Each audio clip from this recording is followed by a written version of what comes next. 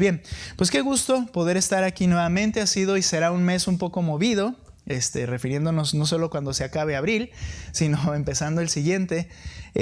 Tomemos fuerza, oremos mucho por estas actividades, hermanos. El propósito no es solo tener actividades, el propósito es que seamos edificados. Eso es la parte importante, hermanos. Entonces, gracias a Dios por esa actividad, pero gracias a Dios por tener nuestra iglesia, por poder tener nuestro grupo, nuestra enseñanza y estar creciendo, hermanos, juntos. Eso es vital. Bien, vamos ahora sí a entrar en el tema. Vamos a entrar en nuestro estudio de los jueves por la tarde, que es el estudio del libro de los Salmos. Les invito a que vayan conmigo a un salmo que hoy vamos a estudiar.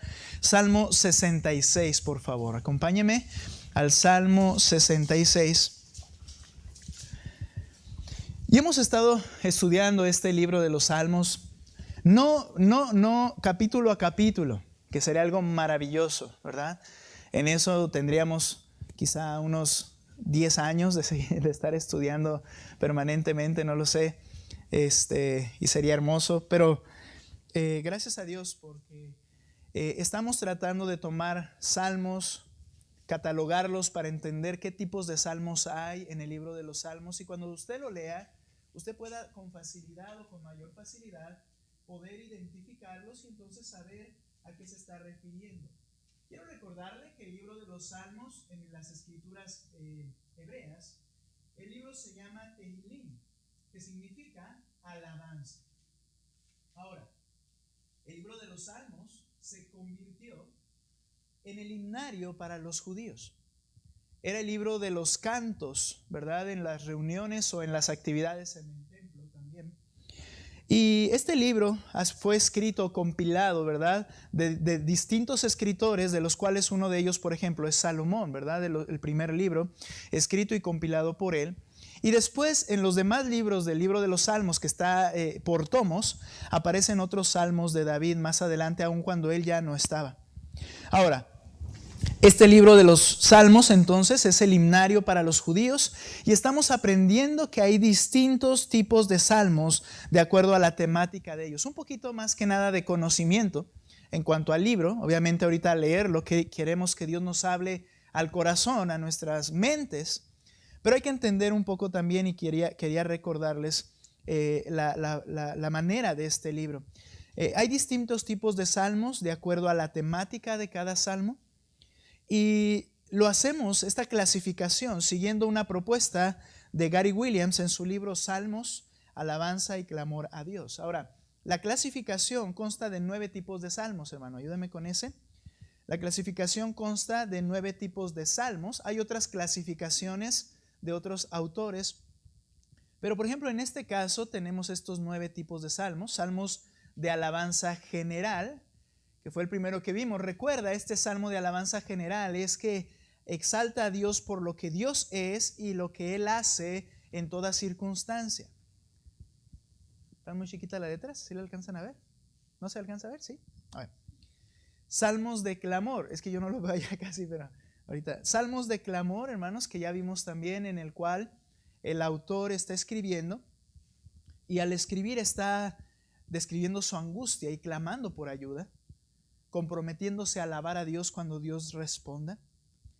La tercera clasificación con la cual hoy iniciamos es salmos de alabanza específica. ¿Qué es esto? Bueno, lo que Dios hizo a favor del escritor del salmo cuando éste le pidió ayuda a Dios. Ahorita explicamos la relación con los salmos de clamor. También tenemos salmos de confianza, salmos sapienciales o de sabiduría, salmos de la ley, salmos reales, que se refieren a salmos del reino, salmos mesiánicos, en donde se refiere directamente a Cristo, y salmos imprecatorios, que son alabanzas a Dios y clamor para que Dios ejecute juicio contra los enemigos. ¿Ok? Entonces, es el orden de los tipos de salmos que por lo menos este autor que nos está ayudando de guía clasifica. Hay quienes tienen una clasificación un poquito menos robusta, es decir, porciones más o secciones más amplias que incluyen más salmos. Pero bueno, entonces seguiremos viendo, hermanos, los salmos de alabanza, en este caso, salmos de alabanza específica. Hoy iniciamos con este tipo de salmo, porque en ellos, se llama así, como mencioné, en ellos se expresa cómo Dios los salvó o salvó al escritor del salmo de una crisis presente. A diferencia de los salmos de alabanza general que hablan de lo que Dios hizo en el pasado, de sus maravillas, de su gran misericordia, de su gobierno sobre todas las cosas, aquí en este es el salmo que habla de algo en específico que sucedió a la persona y la ayuda que recibió de parte de Dios, la alabanza a Dios por ello. Si recuerdan, anteriormente hablamos de los salmos de clamor y vimos que había salmos de clamor tanto individual como clamor nacional. La diferencia, nuevamente, en un caso, ¿verdad?, el sufrimiento era de todo el pueblo, en otros el sufrimiento era particular del escritor, en los cuales los salmistas expresaban un ruego a Dios por su ayuda. Presentaban su aflicción, presentaban en esos salmos de clamor la causa de la aflicción y manifestaban a la vez un voto de confianza ante Dios. Le decían, yo sé que tú. Y después se comprometían a alabar a Dios. Cuando Él, Dios, en su fidelidad respondiera a ese clamor del salmista, ellos se comprometían, y yo voy a alabarte de esta manera. Cuando Él respondiera favorablemente.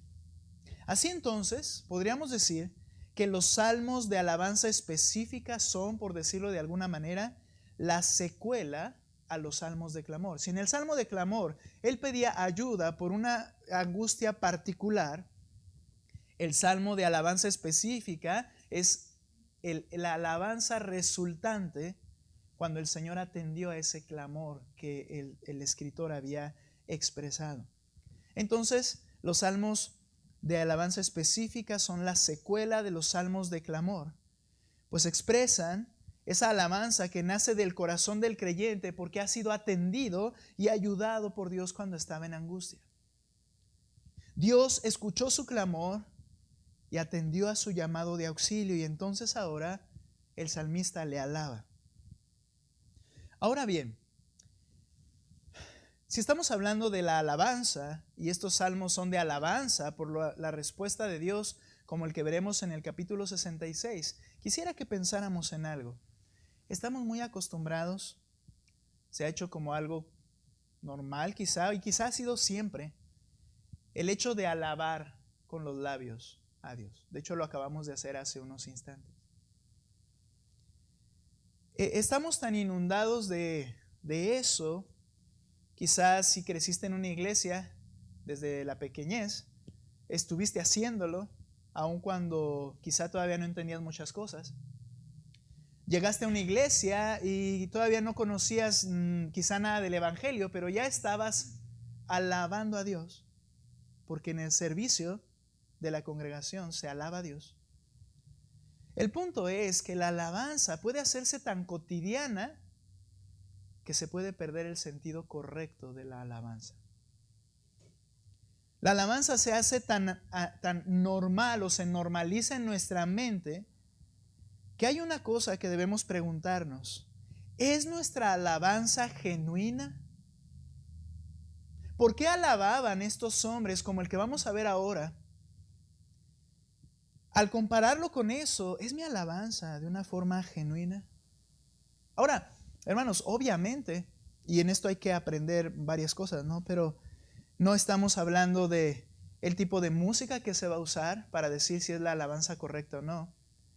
No estamos refiriéndonos, porque no se refiere a eso la Escritura, creo yo, pero no estamos refiriendo tampoco a la manera melódica o a la forma de nuestra voz,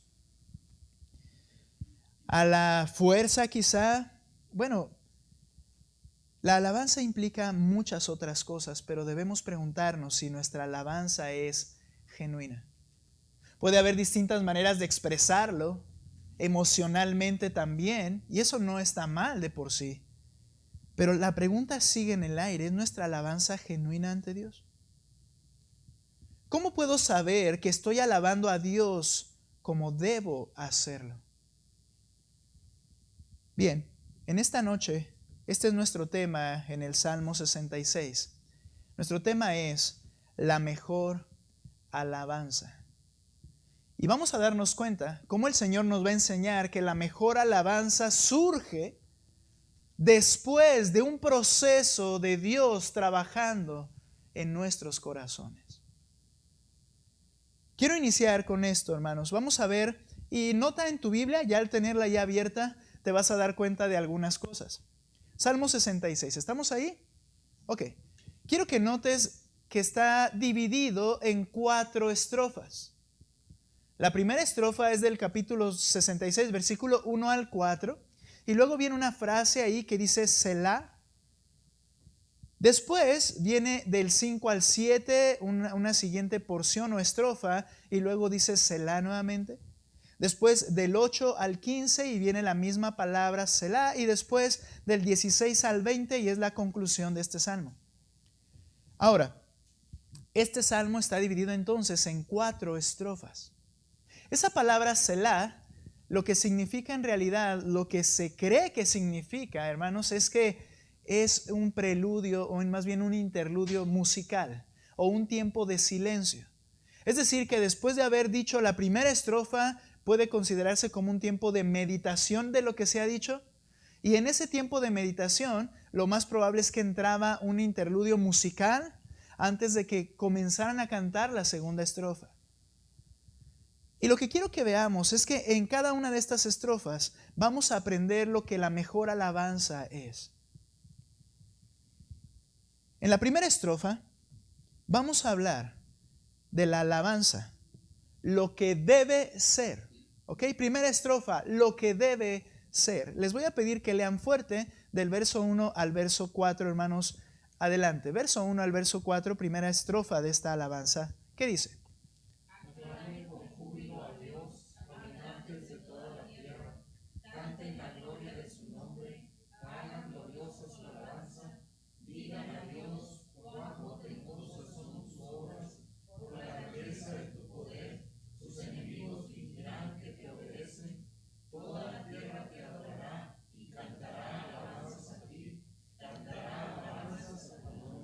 Bien, al ver esta primera estrofa, hermanos, creo que hay una idea en esta primera estrofa, si la vemos de manera detenida.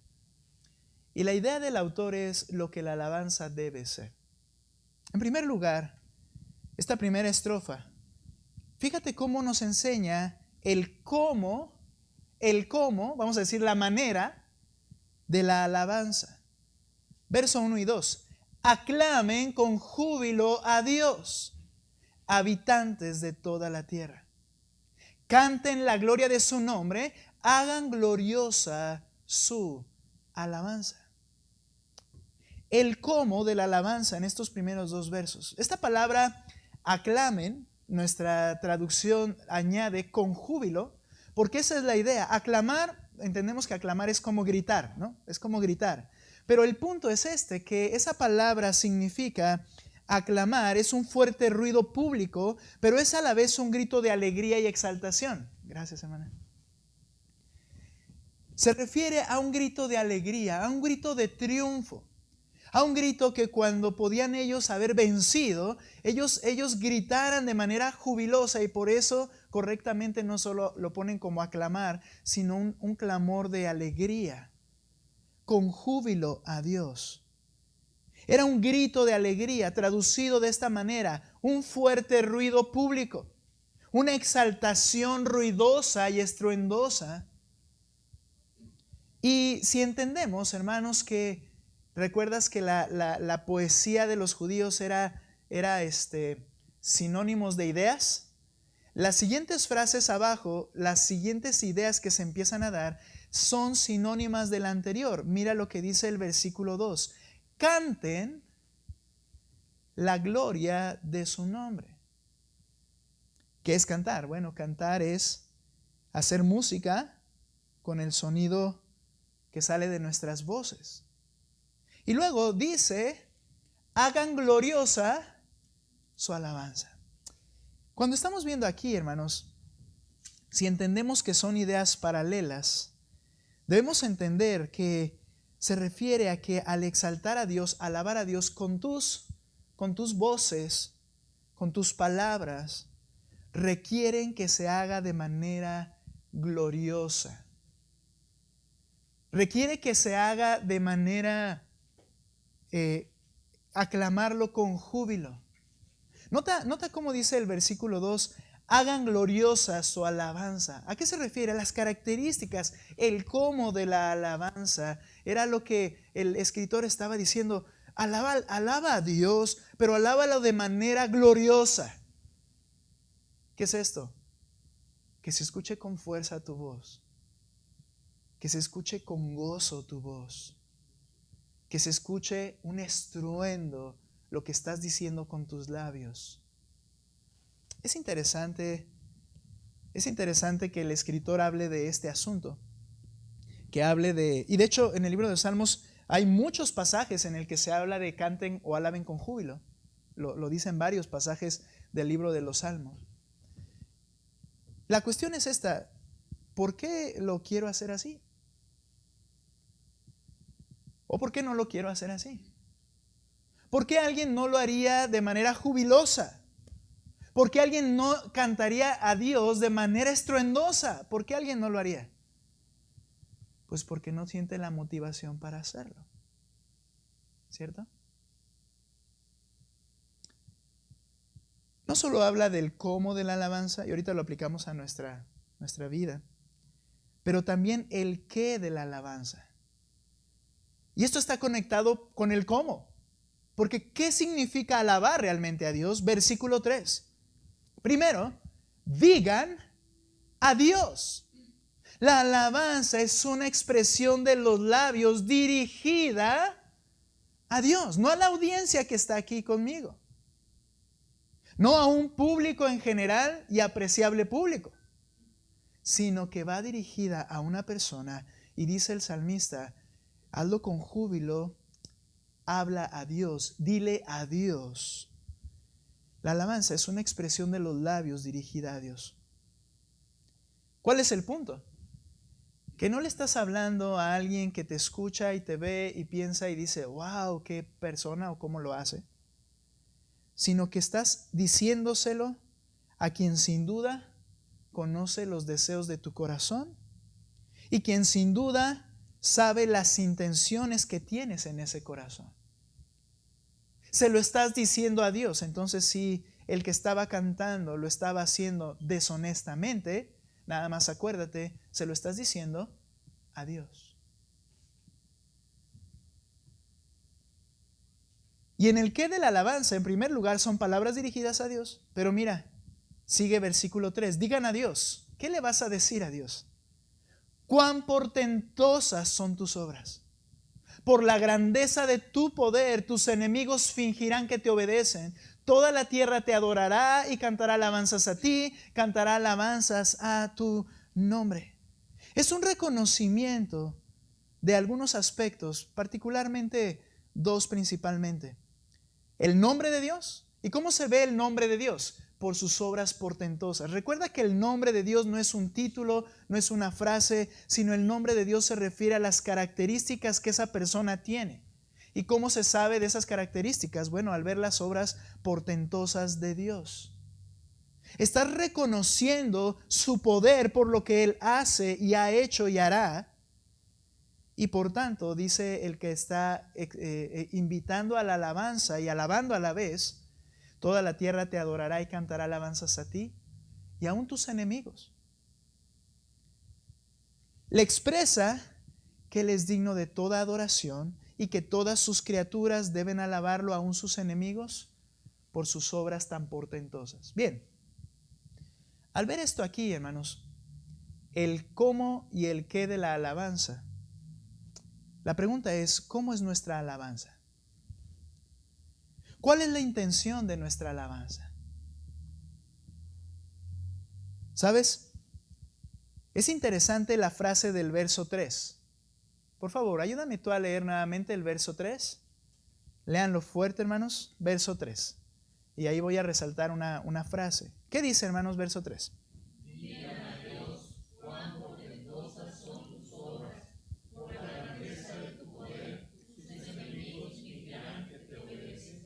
interesante es que tus obras son tan poderosas que al ser tan poderosas, me llama la atención esta frase: tus enemigos fingen que te obedecen. Tus enemigos fingirán que te obedecen. ¿Por qué? Porque es tan grande tu poder. En Filipenses capítulo 2, verso 10, si puedes recordar, y el 11, dice el apóstol Pablo: para que al nombre de Jesús se doble toda rodilla de los que están en el cielo y en la tierra y debajo de la tierra, y toda lengua confiese que Jesucristo es Señor, para gloria de Dios Padre. ¿Recuerdas? Dice que todos dirán y proclamarán que Él es el amo y que Él es el Señor, y todos doblarán la rodilla. Todos. Eso incluye a nosotros, pero también incluye a sus enemigos. ¿Cuál es la gran diferencia?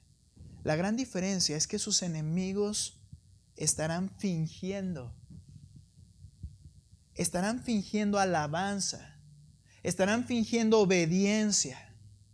Porque este acto no sucederá cuando ellos ya estén experimentando el lago que arde con fuego y azufre, sino que esto sucederá cuando estén frente a Él cara a cara, y al ver su grandeza y su poder como un ejército derrotado por el enemigo. Cuando viene el ejército enemigo y ya nos venció y doblamos la rodilla, yo sigo odiando a esa persona, yo sigo pensando que quisiera que desapareciera, pero es tan poderoso que mejor doblo la rodilla y digo que Él es. Pero sabes, esto no va a aliviar su sufrimiento que vendrá enseguida. El punto es que están fingiendo. Me llama mucho la atención que la alabanza y la obediencia se pueden fingir y parecer genuinas. Pero vuelvo a la pregunta: ¿cómo es nuestra alabanza? Tiene mucho que ver con la intención de la alabanza. ¿Sabes?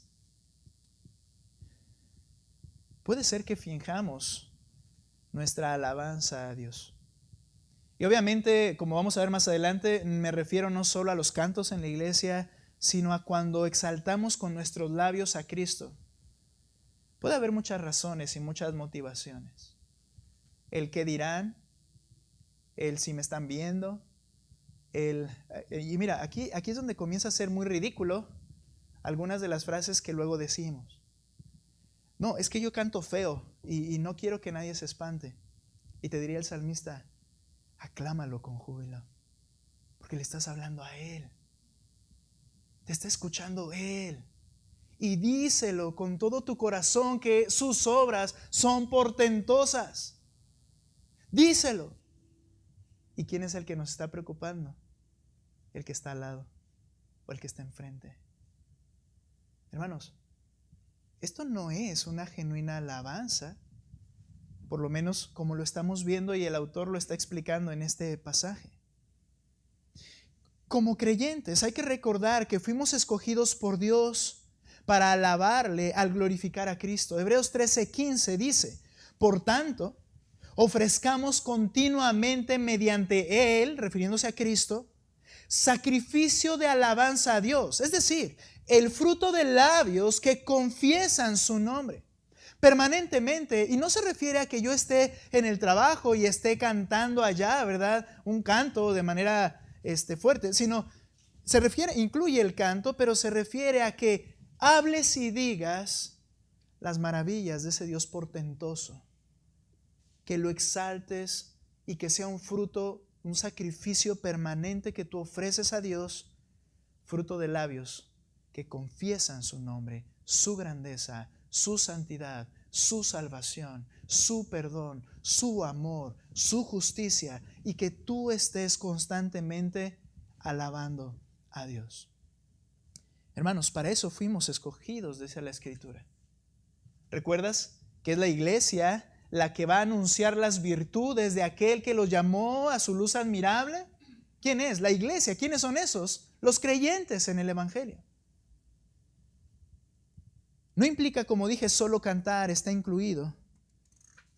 Pero también en todo esto, hermanos, es un fruto de labios que debemos entregar al Señor consciente de lo que estoy diciendo. Ahora, pregunta, ¿llego a estar consciente y soy honesto en lo que proclamo? Aquí viene otra cuestión que es a causa de nuestra naturaleza pecaminosa. Muchas veces estamos repitiendo algún canto y digo, estoy alabando al Señor, pero luego no sé ni qué estoy diciendo.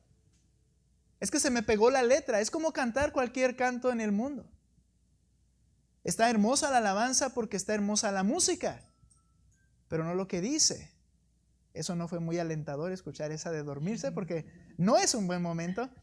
Pero no es ya no me lo que estaba diciendo. Ayúdame. Gracias. Ok, aquí. Ajá, sí. De repente estamos cantando, gracias Gera, pero no sabemos qué estamos cantando. Estamos con la melodía, con el ritmo, pero no lo que exalta, fruto de labios que confiesen su grandeza. Y no quiero decir que la música en sí no sea para una ofrenda al Señor. No estoy diciendo eso. Estoy diciendo que la alabanza de un corazón genuino hacia Dios que le está hablando va a referir la grandeza del Señor. Ahora, llego a estar consciente y soy honesto en lo que proclamo. Pero en segundo lugar, la manera de hacerlo también importa. Recuerda, habla de júbilo. Los judíos son especialmente expresivos en cuanto a sus emociones, pero no creo que solo se refiera a algo cultural. Se refiere a alguien que ha experimentado tal situación que le lleva a proclamarlo con un gozo genuino en su corazón. Tú y yo somos distintos. Yo soy más callado, quizá más reservado, muy serio en todas las cosas. Y tú eres más alegre y todo. Eso no es el factor. Aunque puede influir en la forma de la expresión, el gozo que está en el corazón, eso es lo que hace que lo diga con júbilo cuando alabo en la congregación y cuando lo exalto fuera de ella. En Apocalipsis, por ejemplo, la alabanza que todos los creyentes darán a Cristo cuando lo vean es descrita como una gran voz y como el estruendo de muchas aguas. Ahora diríamos, es que eran un montón. No, un montón pueden hablar y balbucear. Pero no, aquí dice que gritaban de tal manera que se oyó un fuerte vocerío y como el ruido de grandes impetuosas aguas. Allí lo harás con júbilo, pero recuerda que estamos viviendo la eternidad desde ahora. No quiero yo disminuir la grandeza de la palabra de Dios para decir, hermanos, esto se refiere a cómo cantamos el siguiente canto que vamos a cantar y quiero escucharlos a todos gritar. Estaría disminuyendo la escritura porque habla de muchos aspectos mucho más allá, pero ¿está incluido el cómo lo haces? Sí está incluido. Hazlo con júbilo, por favor, hermano. Hazlo con júbilo. Primero entonces, en la primera estrofa vemos que la alabanza, cómo la alabanza es que debe ser. ¿Qué es y cómo se hace? Y ahora en la segunda estrofa vemos la alabanza, lo que la motiva. Y aquí vamos a ir como entrando a las profundidades, a las raíces de lo que se ve externamente. ¿Qué motiva la alabanza? Versículo 5. Vengan, dice el escritor, y vean las obras de Dios. Admirable en sus hechos a favor de los hijos de los hombres. Convirtió el mar en tierra seca, cruzaron el río a pie, regocijémonos allí en él. Él domina con su poder para siempre. Sus ojos velan sobre las naciones, no se enaltezcan los rebeldes. ¿Qué motiva la alabanza? Bueno, en este pequeño estrofa vemos lo que es un salmo de alabanza general. Porque en esta pequeña estrofa vemos cómo el Señor es digno de ser alabado por lo que Él ha hecho, por su increíble poder y por su soberanía, que es lo que un salmo de alabanza general expresa.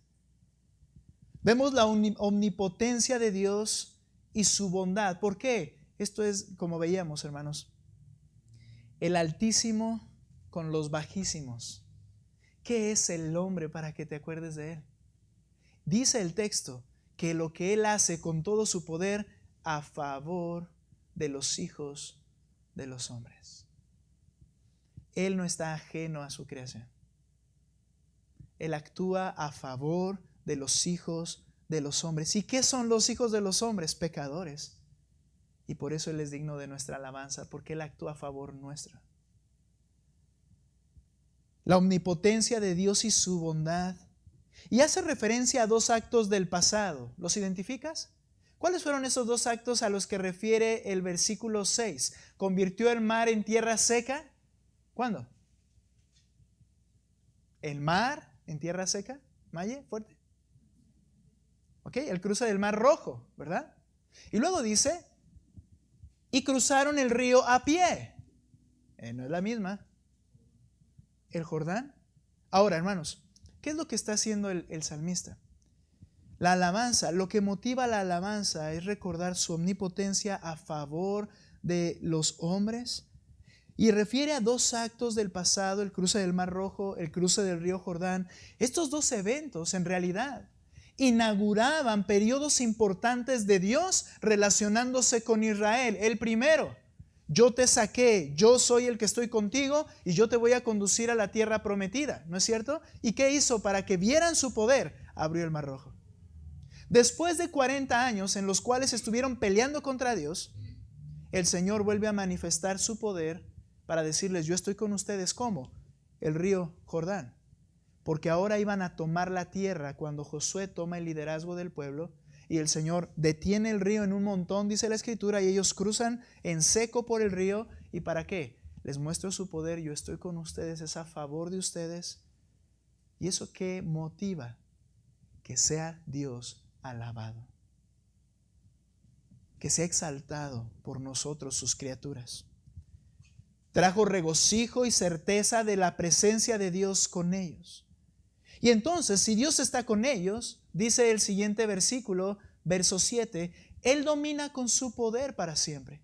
Sus ojos velan sobre las naciones, no se enaltezcan los rebeldes. En su ahora, el salmista dice, bien, así como lo hizo antes, Él sigue gobernando. Y aunque estas naciones están oprimiéndolos, ahorita vamos a ver, Dios sigue gobernando sobre ellos. Dios tiene el control sobre los imperios que los atacaban. Ahora, hermanos, ¿qué motiva nuestra alabanza? La Escritura nos dice, hermanos, con claridad, qué es lo que debiera y debe y motiva nuestra alabanza. Ve a Efesios capítulo 5, no pierdas por favor Salmos 66, pero ve a Efesios capítulo 5 por favor. ¿Qué motiva nuestra alabanza? Hermanos, es el mismo concepto, pero ahora veámoslo a la luz de nosotros de este lado de la cruz. Fíjate lo que dice capítulo 5, versículo 18. ¿Listos? Y no se embriaguen con vino, en lo cual hay disolución, sino, la orden, sean llenos del Espíritu. ¿Y cuál es el resultado? Hablando, estos son gerundios, hablando entre ustedes con salmos, himnos y cánticos espirituales, cantando y alabando con su corazón al Señor. Den siempre gracias por todo en el nombre de nuestro Señor Jesucristo, a Dios el Padre. Nota que son los mismos elementos que motivan la alabanza según el Salmo 66. Entender lo que Dios ha hecho a favor nuestro. La labor principal del Espíritu es recordarme, enseñarme, manifestarme lo que Cristo ha hecho en nosotros y lo que hará a favor de nosotros aún. Cuando Cristo estaba hablando en Juan 16, 13 al 15, dijo acerca del Espíritu Santo lo siguiente: pero cuando Él venga, ¿quién? El Espíritu. Pero cuando Él venga, el Espíritu de verdad los guiará a toda la verdad, porque no hablará por su propia cuenta, dice el Señor, sino que hablará todo lo que oiga y les hará saber lo que habrá de venir. Él me glorificará porque tomará de lo mío y se lo hará saber a ustedes. Hermanos, ¿por qué nos dice la Escritura? Sean llenos del Espíritu Santo. Porque el Espíritu nos va a recordar permanentemente su obra a favor nuestro, a favor de los hombres. Nos va a recordar su presencia. Yo estoy con ustedes todos los días hasta el fin del mundo. Nos va a recordar su protección permanente. Y etcétera, etcétera. Nos va a recordar todo lo que Cristo está y sigue haciendo en nuestras vidas. ¿Y eso a qué nos debiera motivar? Cuando el Espíritu Santo empieza a controlarme, a llenarme y a mostrarme esas cosas a través de su palabra, entonces canten al Señor, hablen al Señor con himnos, cánticos, alabanzas espirituales en sus corazones. Eso motiva la alabanza, eso motiva el alabar a Cristo. Por otro lado, ¿sabes una cosa? La falta de su llenura, la falta de que Él tome control en mi vida, o como dice Colosenses, cuando falta la palabra de Cristo en abundancia en nosotros, que es lo que el Espíritu hace en nuestras vidas, que lo entendamos, que la recibamos, la falta de llenura nulifica nuestra percepción y por tanto daña nuestra alabanza, pues puede no estar motivada realmente, porque falta del Espíritu en mí y soy demasiado yo en mí mismo. Y entonces sí, no, es que no me animo a cantar, por ejemplo. No me dan ganas. Me puedo aventar un corrido mejor en el día, o me puedo aventar un canto de algún artista famoso, ese sí lo traigo así. Pero alabar y pensar en lo que Dios ha hecho, ¿qué es lo que realmente está faltando? Que seamos llenos del Espíritu Santo. Ahora, no me malentienda. No voy a decir que los llenos del Espíritu son los que aquí al cantar se van a desgañotar, a tirar y hacer cosas extrañas. Recuerda que la alabanza se puede fingir, pero Dios ve tu corazón. Pero un corazón motivado por el Espíritu querrá alabar a Dios con regocijo. Esa es la diferencia. La primera estrofa nos habla de lo que la alabanza debe ser. La segunda estrofa vemos lo que la alabanza la motiva, lo que motiva la alabanza. Y la tercera estrofa, regresa conmigo al Salmo 66. Vamos a ver aquí que la alabanza, entonces, como dije, vamos como ampliando.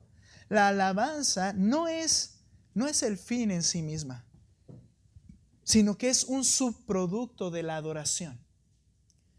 Mira por favor capítulo 66, versículo 8 al versículo 15. Al leer esto, quiero decir antes que esto algo. La alabanza es un subproducto de la adoración. ¿Qué quiere decir esto? Que la adoración es algo más que la alabanza, pero la incluye. Podríamos definir que la adoración es todo acto ofrecido por esos creyentes como resultado de una relación íntima y amorosa con el Creador. Cuando hay esa relación íntima y amorosa, entonces el producto es adoración y se incluye la alabanza dentro de la adoración. Porque hay otras cosas que se pueden hacer, ahorita vamos a ver algunas. Entonces, pensando en eso, mira cómo la alabanza tiene una relación, subproducto de la adoración. Verso 8. Bendigan, oh pueblos, a nuestro Dios, y hagan oír la voz de su alabanza. Ahora, ¿por qué? Mira, Él es quien nos guarda con vida y no permite que nuestros pies resbalen. Porque tú nos has probado, oh Dios, nos has refinado como se refina la plata, nos metiste en la red, carga pesada pusiste sobre nuestros lomos. Estas no son cosas agradables. Hiciste cabalgar hombres sobre nuestras cabezas. Pasamos por el fuego y por el agua, pero tú nos sacaste a un lugar de abundancia. Quiero que notes que Dios es el que nos conduce a un estado ideal para adorarle. Le dice a Dios, tú nos has probado. Y cuando dice probar, no quiere decir que el Señor tomó una lista de check-in, ¿verdad? Y entonces agarró y palomita, palomita, palomita, ya los probé. No, ¿a qué se refiere la prueba? Se refiere a la angustia misma. Se refiere a un proceso de refinamiento que por naturaleza es dolorosa. Y el salmista dice, ¿por qué le alaba y por qué clamo que le alaben todos? Porque en primer lugar tú me tomaste y me hiciste pasar por una serie de cosas en las cuales yo sentí la angustia más grande. Vamos a ver más adelante, y clamé a ti, ¿verdad? Me hiciste pasar por la angustia más grande y ahora me pusiste en lugar espacioso. La palabra angustia implica que alguien está aprisionado en un lugar y cae en desesperación.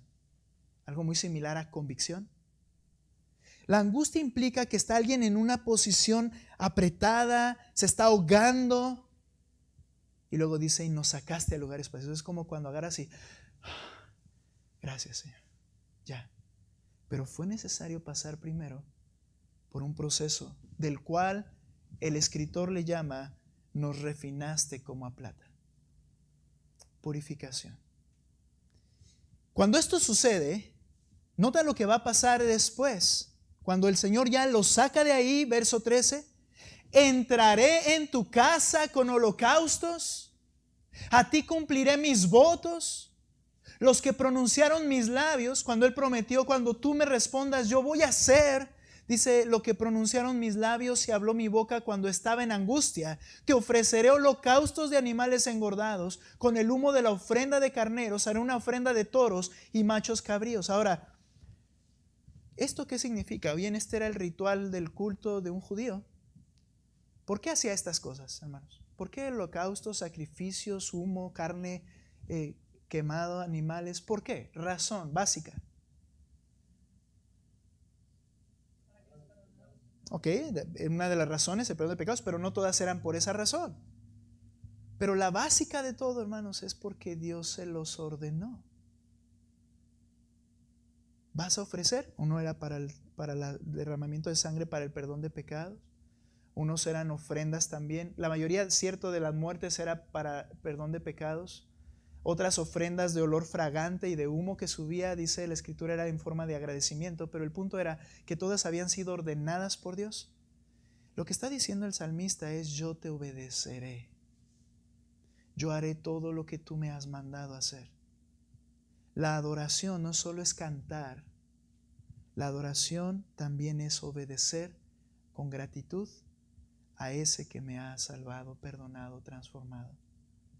Y fue necesario, dice, pasar por un tiempo purificador en nuestras vidas. Sí, es Dios el que nos conduce a un estado ideal para adorarle. Reconoce que fue un acto de purificación. En Isaías, por ejemplo, les dice, pues te he purificado, pero no como a plata.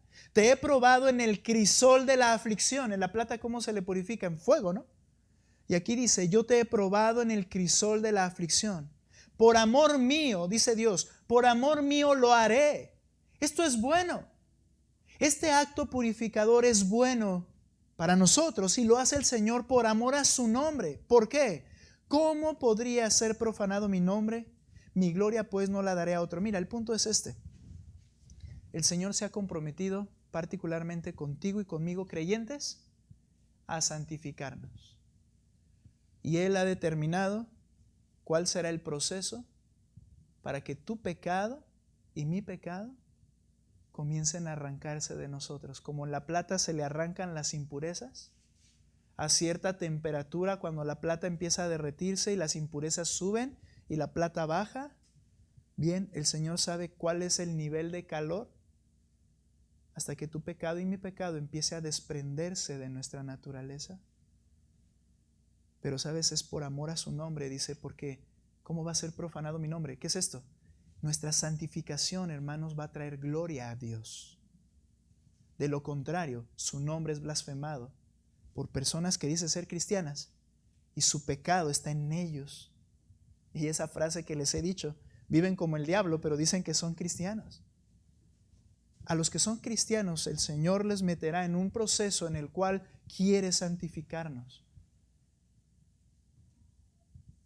de manera permanente y progresiva. La obediencia y gratitud junto con la alabanza son actos de adoración. Entonces la alabanza es un subproducto de la adoración. Recuerda que el Padre busca verdaderos adoradores. Lo llamó así el Señor Jesucristo. Y Él es quien puede conducirnos a una condición ideal para que seamos verdaderos adoradores. Pero sabes, se requiere entonces en esta mentalidad de Dios que vamos a experimentar su proceso de santificación, pero a la vez un proceso de constante ayuda. Cuando estés en medio del crisol, tenlo por seguro, caes de rodillas y le dices: Señor, ayúdame porque yo no puedo. Y luego cuando Él viene y te saca al lugar espacioso y puedes respirar, ¿qué vas a hacer? Lo vas a adorar, obedeciéndole y alabándole. Gracias a Dios por su obra. Él es bueno. Y quiero terminar.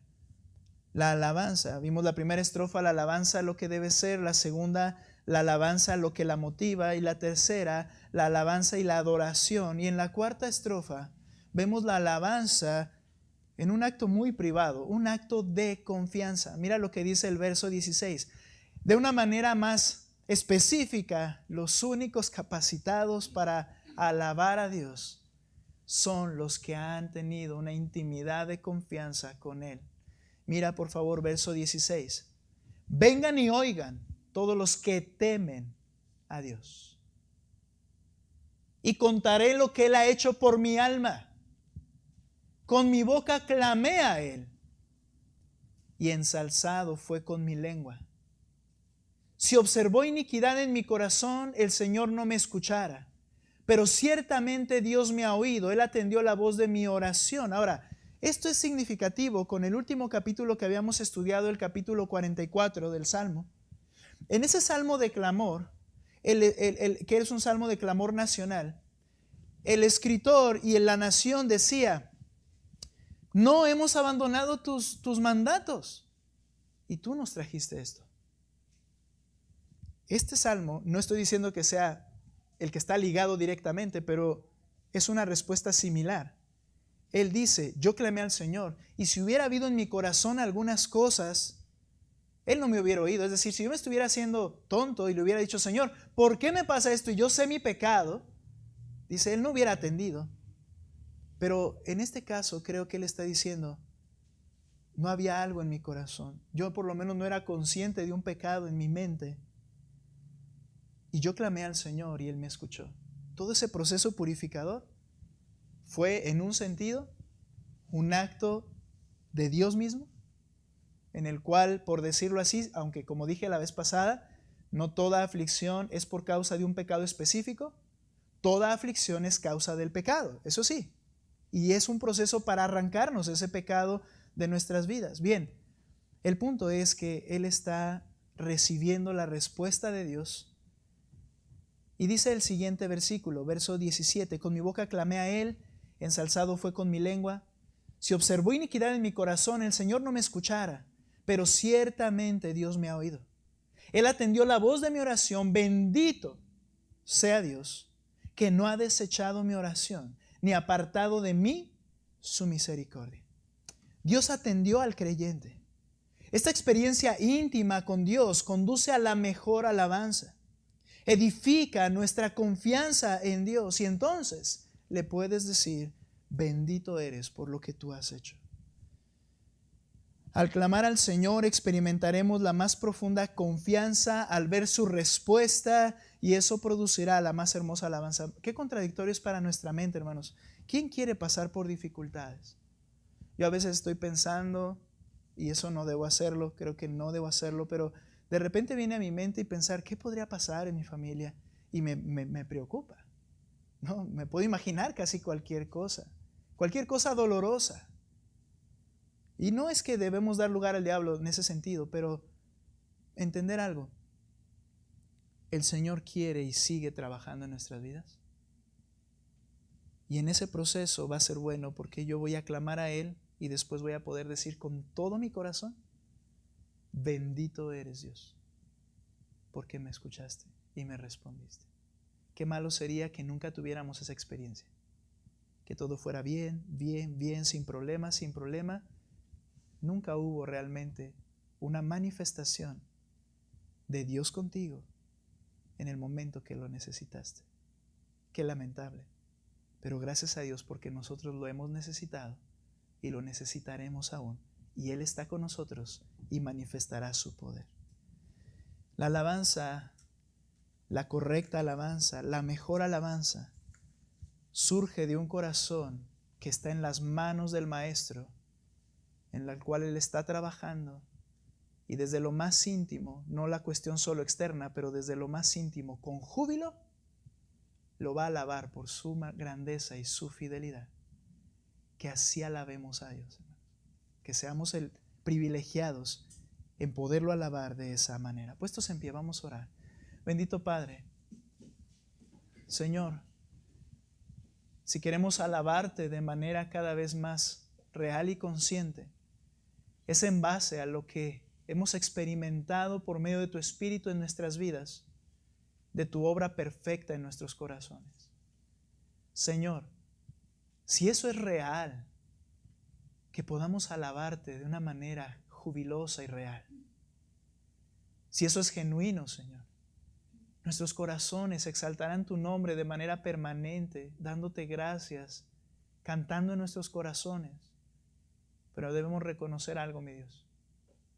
Creo que aún falta trabajo en nosotros. Condúcenos. Llévanos al punto en que desde nuestro más íntimo pensamiento y corazón, tú seas glorificado como eres digno. Haz eso en nuestras vidas, te lo rogamos, mi Dios. Y danos fuerza, porque, Señor, por nosotros mismos no podemos hacer nada cuando la aflicción viene. Gracias, mi Dios, por tu presencia.